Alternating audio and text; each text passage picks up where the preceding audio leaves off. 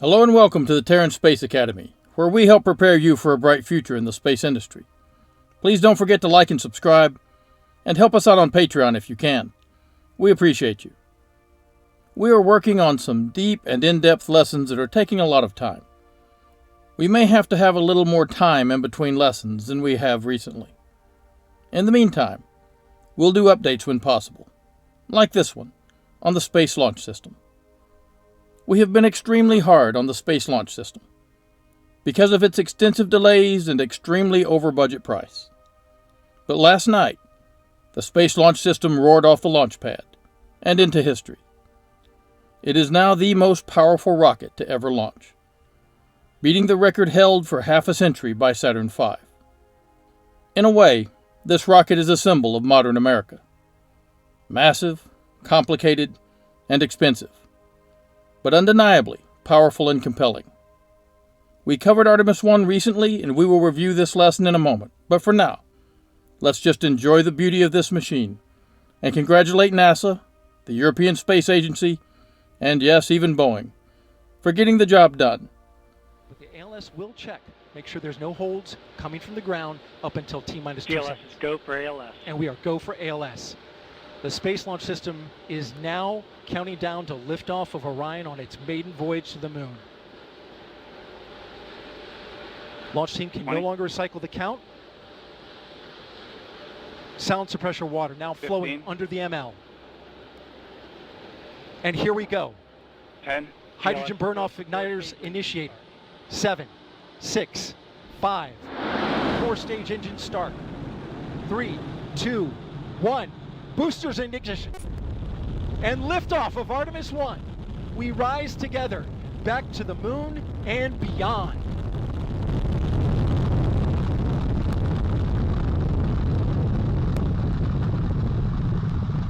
All 4 RS-25 engines on the core stage and 2 solid rocket boosters now propelling the vehicle at 128 miles per hour.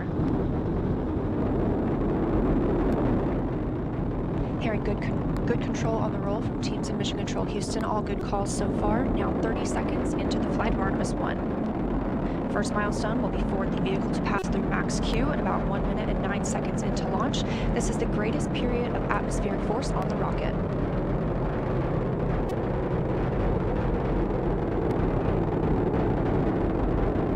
SLS now traveling 607 miles per hour.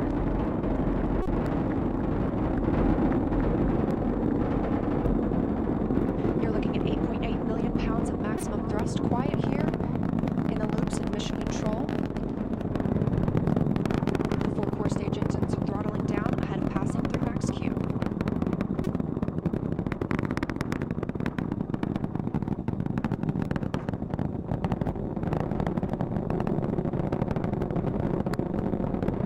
Now 1 minute, 21 seconds into the flight, traveling at 1,420 miles per hour. The 4 core stage engines are back at maximum thrust.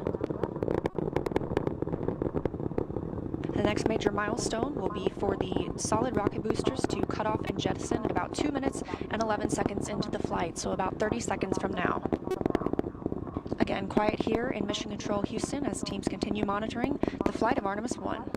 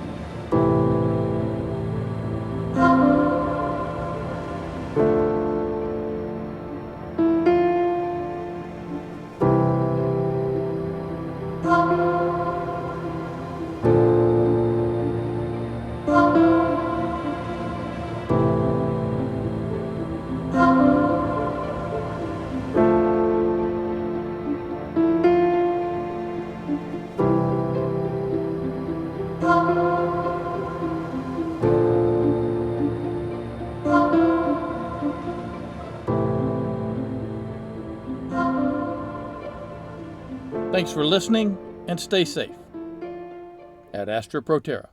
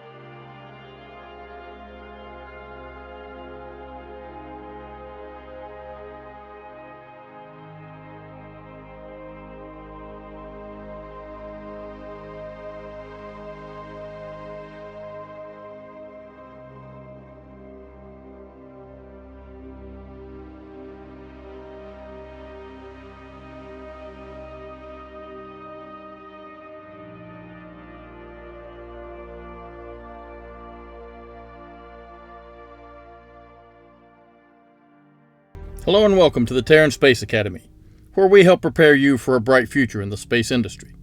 Please don't forget to like and subscribe, and help support our work on Patreon if you can.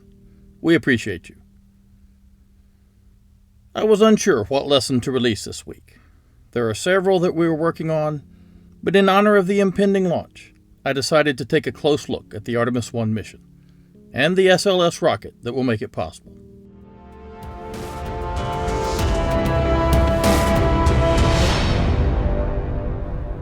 The entire goal of Artemis is to return humans to the moon. The SLS will lift off tomorrow from Launch Complex 39B at the Kennedy Space Center. Here's what it looks like today, getting ready to launch.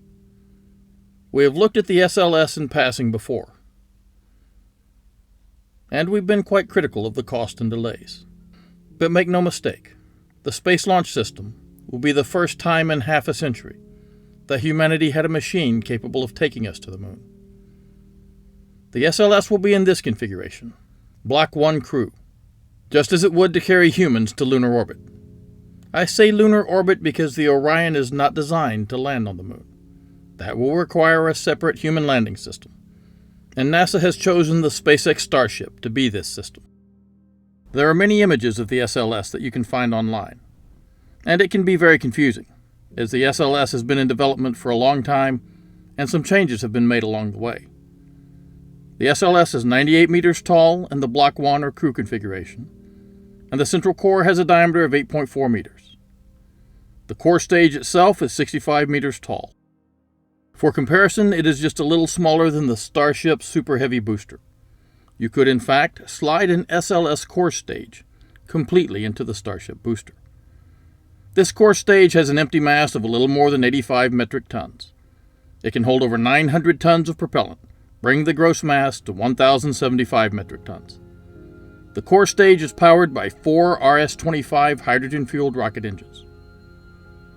These are the same engines that launched the Space Shuttle, and they have a sea-level specific impulse of 366 seconds, with a vacuum-specific impulse of 452 seconds. These engines will burn for 480 seconds, each engine producing about 1,860 kilonewtons of thrust at sea level, giving a total launch thrust for all four of 7,440 kilonewtons. If we divide this by 10, we get a rough estimate of the limit of how much mass this could lift. The core stage by itself could lift less than 744 metric tons off the ground.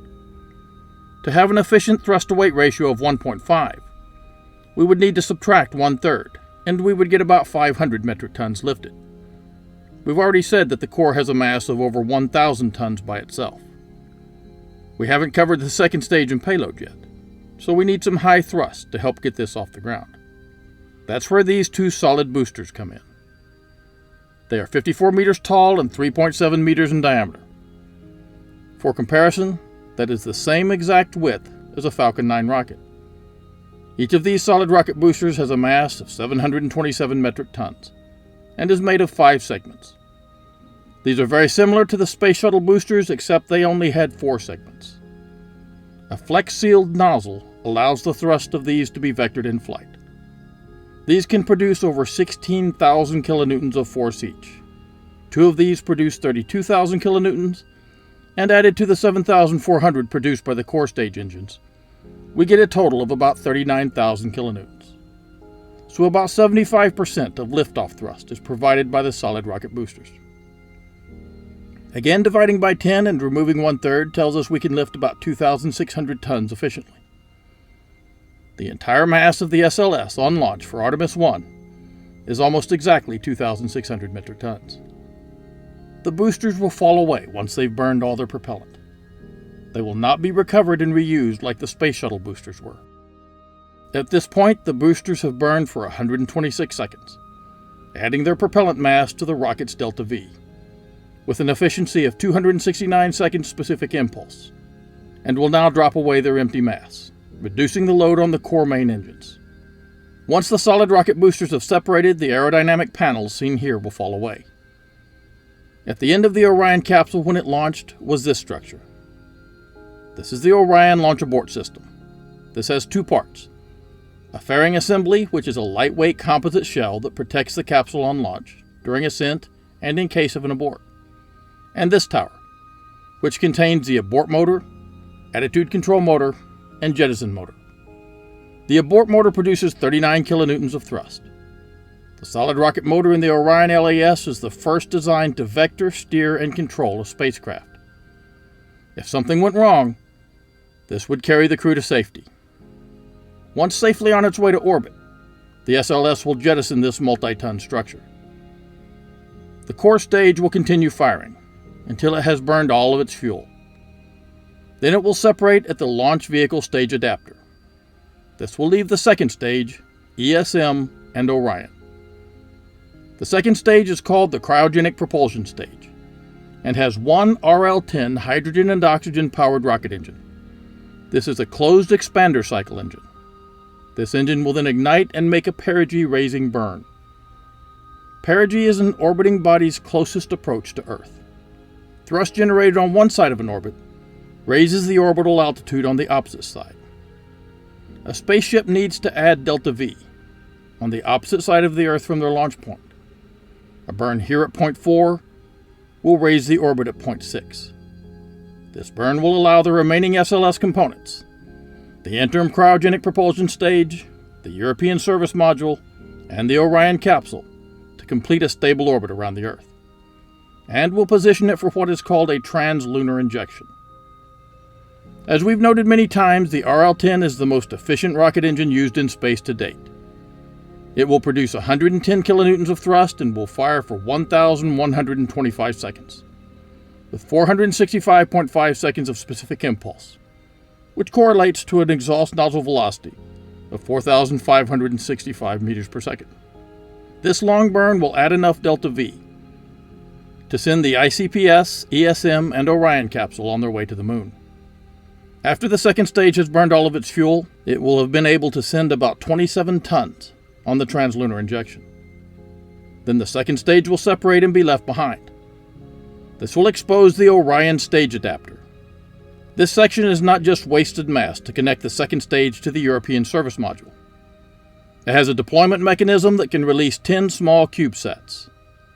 These will include the Near-Earth Asteroid Scout mission that will deploy a solar sail so it can fly to a near-Earth asteroid and study it up close, and the Lunar Ice Cube, which will use a spectrometer to map lunar ice, also examining the exosphere, the incredibly thin atmosphere around the Moon. The ESM and Orion capsule will then follow this trajectory on their way to the Moon. Let's take a closer look at the European service module. It was built by Airbus Defence and Space in Bremen, Germany. The Artemis 1 mission will be its first flight, though it has been extensively tested at the Space Power Facility, which is part of NASA's Glenn Research Center. The ESM was designed with knowledge gained by the European-built Advanced Transport Vehicle. The ATV was used for space cargo transport from 2008 to 2015, and was launched on the Ariane 5 European rocket system. The ATV helped supply the International Space Station and had 3 times the cargo capacity of a Russian Progress capsule. The ATVs could also reboost the ISS to maintain its orbit. The Americans had planned to build their own service module, called the Orion Service Module, and it would have looked like this, with round solar panels. But the cancellation of the Constellation program, planned to send humans to the moon a decade ago, didn't leave enough funding to complete the OSM. This led to a collaboration between NASA and the European Space Agency. ESA agreed to build on its automated transfer vehicle design to make a new service module for Orion, though the European service module only shares a few components with the ATV. If all goes well on the first flight, a second European service module will help transport humans around the moon on Artemis 2. The ESM is 4 meters long and 4.1 meters in diameter, not including the solar panels. With the solar panels, it is 5.2 meters wide when they are folded and 19 meters when extended. The primary engine is a hypergolic OMS engine, taken from the Space Shuttle's orbital maneuvering system. These engines are pressure-fed and use monomethylhydrazine as the fuel and dinitrogen tetroxide for an oxidizer. Here you can see how it is laid out. The engine can produce 26.6 kilonewtons of thrust. These will be used on the first 5 European service modules. Then they plan to switch to the Orion main engine for number 6 on. The Orion main engine will be produced by Rocketdyne and will replace OMS-derived engines. From what I can find, the Orion main engine will be supplied by 4 propellant tanks. Each of these tanks can hold 2,000 liters and will have a total propellant mass of 9,000 kilograms. The fuel will be monomethylhydrazine, while the oxidizer is mixed oxides of nitrogen.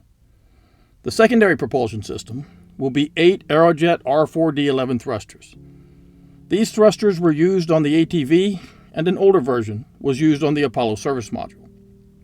They are pressure-fed bipropellant hypergolic engines using monomethylhydrazine and dinitrogen tetroxide at 312 seconds specific impulse. They can also use mixed oxides of nitrogen as an oxidizer. Hundreds of these have been flown over the last 50 years, and none have ever failed in flight. These each produce 490 newtons of force for a total of 3.92 kilonewtons. Maneuvering, or RCS thrust, is provided by 24 Airbus Reaction Control System engines. These are grouped in pods of 4 engines each, with 6 pods placed around the ship.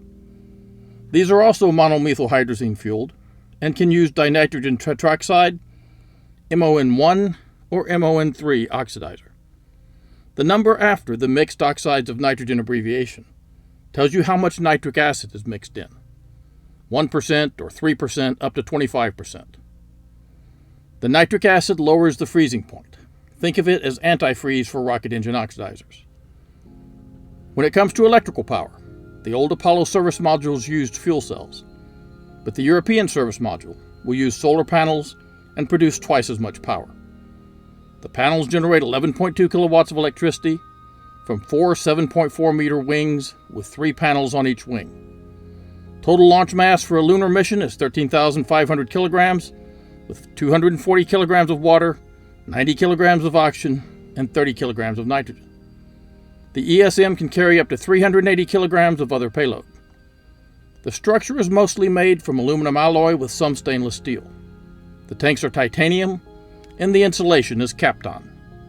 Kapton has been used since the 60s, and is a polyamide film stable from 4 Kelvin up to 673 Kelvin. It is also used in printed circuit boards. And you can see it here in orbit insulating the ultra-heavy cosmic ray experiment, which was the size of a school bus, and was carried into space by the Space Shuttle Challenger in 1984. It was returned to Earth in 1990 by the Space Shuttle Columbia. It is tragically ironic that it went up on one doomed shuttle and came down on another. The orbital maneuvering system engine being used by the European service module will make an outbound trajectory correction burn about here to make sure that the ship goes into a close lunar flyby. NASA calls this a powered flyby. So the ship is using its engine to amplify the effect of the moon's gravity, to help throw the capsule into a distant retrograde orbit.